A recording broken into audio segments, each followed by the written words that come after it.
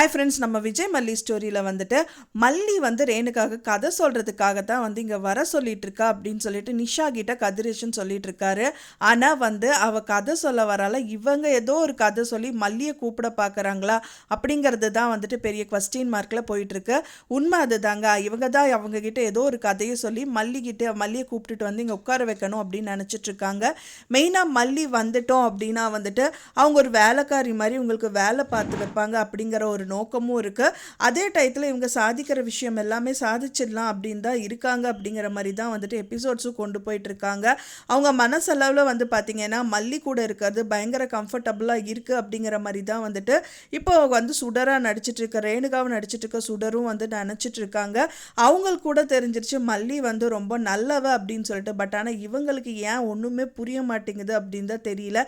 மெயினாக நிஷாவோடது எல்லாமே வந்து பார்த்திங்கன்னா சுடருக்கு தெரிய வந்துடுது. அதாவது நிஷா பொறுத்த வரைக்கும் அவள் கல் நஞ்சக்காரி அப்படிங்கிற மாதிரி தான் சுடரும் வந்து நினச்சிட்டு இருக்காங்க. என்னதான் அவங்க நடிக்க வந்தாலும் மல்லியை வந்து பார்த்திங்கன்னா அவளோட கால் தூசிக்கு ஆவாளா இவ அப்படிங்கிற மாதிரி மனசளவில் நினைக்கிறாங்க. ஸோ நடிக்க வர்ற அவங்களுக்கே வந்து மல்லியை பற்றி நல்லாவே தெரிஞ்சிருக்கு. ஸோ ஆனால் இப்போ இருக்கிறவங்க சுற்றி இருக்கிற சொந்தத்துக்கு யாருக்குமே தெரியல அப்படிங்கிறது தான் ரொம்ப ரொம்ப வருத்தமாக இருக்குது அப்படின்னே சொல்லலாம். ஸோ அது மட்டும் இல்லாமல் அவங்க குடும்பமாக அங்கே நல்லா தான் இருக்காங்க. ஸோ அவங்களுக்கு கூட்டிகிட்டு வந்து அவங்க சாதிக்கிறது எல்லாமே சாதிக்கணும் அப்படிங்கிற மாதிரி தான் இந்த சுடரும் வந்து பிளான் பண்ணிட்டு இருக்காங்க. மெயினாக அவங்க சொத்தை ஆட்டையை போடுறது, அண்ட் தென் இவங்களுக்கு சாப்பிட வைக்கிறது, தூங்க வைக்கிறது எல்லாமே அவங்களே பார்த்துப்பாங்க. அதே டைம் வந்து பார்த்திங்கன்னா இவங்களை எப்படியாவது கவித்தி சொத்துக்கள் எல்லாமே அவங்களுக்கு வரணும் அப்படிங்கிற மாதிரி தான் இவங்களுக்கு ஐடியா இருக்குது. ஆனால் இப்போ இருக்கிற சுச்சுவேஷனில் எல்லா சொத்துக்களும் வந்து பார்த்திங்கன்னா விஜய்க்கு தான் வந்தது, விஜய் தான் கார்டியனாக வந்து போட முடியும் அப்படின்னு சொல்லிட்டு அவங்களோட வக்கீலும் சொல்லிடுறாங்க. அதை பார்த்தவொடனே வந்து நிஷாக்கு பயங்கரமாக கடுப்பாயிருது. என்னடா அது வக்கீல் இப்படியெல்லாம் சொல்கிறாங்களே அப்படிங்கிற மாதிரி தான் இருக்குது. ஏன்னா இப்போ வரைக்கும் வந்து பார்த்திங்க அப்படின்னா சுடராக நடிச்சிட்டு இருக்கவங்க வந்து பைத்தியமாக தான் இருக்காங்க. ஸோ அது அவங்க குழந்தையும் வந்து மைனராக இருக்கிறதுனால கார்டியன் அப்படிங்கிற பேரில் விஜய்க்கு தான் எல்லா சொத்துக்களும் வரும். ஸோ அதனாலேயே வந்து சுடருக்கு செம்ம கடுப்பாது. ஐயோ சொத்தெல்லாம் வந்து விஜய் பேரில் போச்சுன்னா நம்ம இங்கே இருக்கிறதுக்கு என்ன ஒரு யூஸும் இல்லையே அப்படிங்கிற மாதிரி அவங்க நினச்சிட்டு இருக்காங்க. ஸோ அதுக்காக தான் இந்த பிளான் எல்லாம் வந்து அவங்க பண்ணிட்டு இருக்காங்க அப்படின்னு தான் எதிர்பார்க்கப்படுது. ஒன்ஸ் அவங்கள வர வச்சுட்டு புத்தி சுவாதீனம் இல்லாமல் இருக்கிறதெல்லாம் வந்துட்டு தெளிய வச்ச மாதிரி நடிச்சிட்டாங்க அப்படின்னா கண்டிப்பாக ரேணுகா மேலே தானே சொத்து போகும்னு நினைக்கிறதாவும் இருக்கலாம். முதலே வந்து சுடர் பிளான் பண்ணிட்டு இருப்பாங்க. ஏன்னா வந்துட்டு யார் இப்போ ரேணுகா அப்படிங்கிற கேரக்டர் எப்படி இருப்பாங்க, அவங்க யார்கிட்ட எப்படி நடந்துப்பாங்க, ஸோ அதெல்லாம் நம்ம தெரிஞ்சுக்கிட்டோம் அப்படின்னா ஈஸியாக வந்துட்டு இப்போ அதுக்குள்ளே வந்துட்டு எனக்கு பைத்தியம் தெளிஞ்சிருச்சுன்னு சொல்லிட்டு நார்மல் கண்டிஷன் வந்த மாதிரி ரேணுகா மாதிரியே நடித்து நம்ம இங்கேயே செட்டில் ஆகிடலாம் அப்படிங்கிறது தான் அவங்களோட பிளான்னு. ஸோ அதனாலேயே வந்து பார்த்திங்கன்னா மல்லி கூட இருந்துட்டாங்க அப்படின்னா கொஞ்சம் ஹெல்ப்ஃபுல்லாக இருக்கும் அப்படிங்கிற மாதிரி நினைக்கிறாங்களோ இல்லையோ நான் நினைக்கிறாங்க அப்படிங்கிற மாதிரி தான் இருக்குது. பட் ஆனால் மல்லிக்கு மட்டும் இந்த விஷயம் தெரிய வந்துருச்சு அப்படின்னா அவங்களே செம்மையாக காண்டாயிருவாங்க. அவங்களே வேண்டாம், அவங்கள பற்றி இவங்களுக்கு தெரியாமல் தான் அவங்க இந்த மாதிரி பண்ணிட்டு இருக்காங்க அப்படின்னு தான் எதிர்பார்க்கப்படுது. ஏன்னா வந்து அவங்க சாயிலே இருக்காங்க, அவங்க தான் அப்படிங்கிறதுனால இவ்வளோ விஷயங்களும் எல்லாமே அவங்க லைஃப்பை கூட விட்டு கொடுத்துட்டு அவங்க பண்ணிட்டு இருக்காங்க. பட் ஆனால் வந்து அது ரேணுகா இல்லை, இது பொய்யா நடிக்க வந்த சுடர் அப்படின்னு தெரிஞ்சுது அப்படின்னா அவங்க பூகம்பமாக மல்லி வந்து வெடிக்க ஆரம்பிச்சிருவாங்க. இப்போ வந்து நிஷா எல்லாம் சும்மா மல்லினா யார் அப்படின்னு காமிக்கிறங்கிற மாதிரி காமிச்சிருவாங்க சுடருக்கு அப்படின்னே சொல்லலாம். ஸோ என்ன நடக்க போகுது அப்படிங்கிற மாதிரி தான் வந்து போயிட்டுருக்கு. இப்போ இருக்கிற சூழ்நிலையில் வந்து விஜய் தான் கார்டியன் அப்படிங்கிறதுனால இவங்க நிறைய விஷயங்கள் பண்ணுறதுக்கு சான்சஸ் இருக்குது.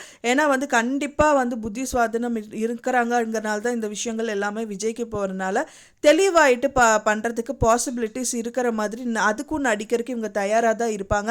ஏன்னா இவங்கள் பொறுத்த வரைக்கும் வந்து சொத்து அவங்களுக்கு சுடருக்கு வந்தால் போதும் அப்படிங்கிற மாதிரி தான் அவங்க இருக்காங்க. நிஷா ஒரு பக்கம் அவங்களோட சொத்தை அவங்களுக்கு தான் வரணும், அவங்க அப்பாவோட சொத்தை அவங்களுக்கு தான் வரணும்னு அவங்க ஒரு பக்கம் நின்றுட்டு இருக்காங்க. சொத்துங்கிற விஷயந்தான் வந்து பார்த்திங்கன்னா கதிரேஷன் வீட்டில் வந்து இப்போ ரொம்பவே தீவிரமாக போயிட்டுருக்கு. இப்போ கரெக்டாக அவர் சைன் பண்ண டைம் தான் வந்து பார்த்திங்கன்னா மல்லி என்ட்ரி கொடுக்குறாங்க. அண்ட் தென் அவங்க பொண்ணான பெரிய பொண்ணு உயிரோடு இருக்கிறதா சொல்கிறாங்க. அதுக்கப்புறம் இவங்க கிளம்பி போய் அவங்கள கூட்டிகிட்டு வர்றது இந்த மாதிரி விஷயங்கள் எல்லாமே நடந்தது. ஸோ அதனால் வந்துட்டு பார்த்திங்க அப்படின்னா மெயினாக சொத்துக்கு தான் அடிதடியாக இருக்குது. மெயினாக நிஷா அண்ட் தென் சுடர் அப்படின்னு சொல்லிட்டு இவங்க ரெண்டு பேருமே ரொம்ப டார்கெட்டாக சொத்துன்னு போயிட்டுருக்காங்க. ஆனால் இவங்க சொத்துன்னா இவங்களோட விஷயமாகவே போயிட்டுருக்கட்டும். பட் ஆனால் மல்லி ஏன் இதில் இழுக்கணுங்கிற மாதிரி நிறைய கேள்விகள் வருது. ஏன்னா மல்லி அவங்களோட லைஃப் ஆச்சு, அவங்க பையனும் அவங்க பொண்ணோட லைஃப் அண்ட் தென் ஹஸ்பண்ட் கூட இருக்கிறதுங்கிற மாதிரி நல்லா தான் போயிட்டுருக்கு. ஸோ மறுபடி கெடுக்கிற மாதிரி இந்த விஷயங்கள் எல்லாமே பண்ணுறாங்க. ஒன்ஸ் இதுவும் ஒரு விதத்தில் நல்லது தான். ஆனால் அவங்க வந்துட்டாங்க அப்படின்னா இதுக்கு வந்து தீர்வு கண்டிப்பாக கிடச்சிரும். இது வந்து கண்டிப்பாக சுடர் தான் வந்து ரேணுகா இல்லை அப்படின்னு தெரிஞ்சுன்னா மறுபடி கதிரேஷன் அழுக ஆரம்பிச்சிருவார். அதுக்கப்புறமா நீ என் சொத்தெல்லாம் காப்பாற்றி கொடுத்துட்டம்மா, ரொம்ப நன்றிம்மா அப்படின்னு சொல்கிறதுக்கு நிறையவே பாசிபிலிட்டிஸ் இருக்குது. அதுக்கப்புறமாவது மல்லி அவர் புரிஞ்சுப்பார் அப்படின்னு தான் எதிர்பார்க்கப்படுது. இனியாவது நீங்கள் நல்லா வாழுங்க, இனிமேல் நான் எதுவுமே உங்களுக்கு பிரச்சனை பண்ண மாட்டேன், சரி வெண்பா குட்டியும் உங்கள் கூடயே இருக்கட்டும், எனக்கு நம்பிக்கை இருக்கா, நீங்கள் நல்லா பார்த்துப்பீங்க அப்படின்னு தெரிஞ்சு. ஸோ அதனால் நீங்களே பார்த்துக்கோங்க விஜய் அப்படின்னு சொல்கிறதுக்கு கதிரேஷன் வந்து ஃபுல் அண்ட் ஃபுல் அவங்களோட கஸ்டடி சரி, அவங்களோட லைஃபும் சரி அவங்ககிட்டயே ஒப்படைச்சிட்டா ரொம்பவே சந்தோஷமாக இருக்கும். ஸோ ஒரு விதத்துலையாவது அவருக்கு வந்து தொந்தரவு கொடுக்காமல் இருக்கிறதுக்கு இந்த ஒரு பாசிபிலிட்டிஸ் நிறையாவே இருக்குது. இன்னொரு தொந்தரவு தான் வந்து ராஜி. ஸோ அவங்க எப்போவுமே அது வந்து பண்ணிகிட்டே தான் இருப்பாங்க.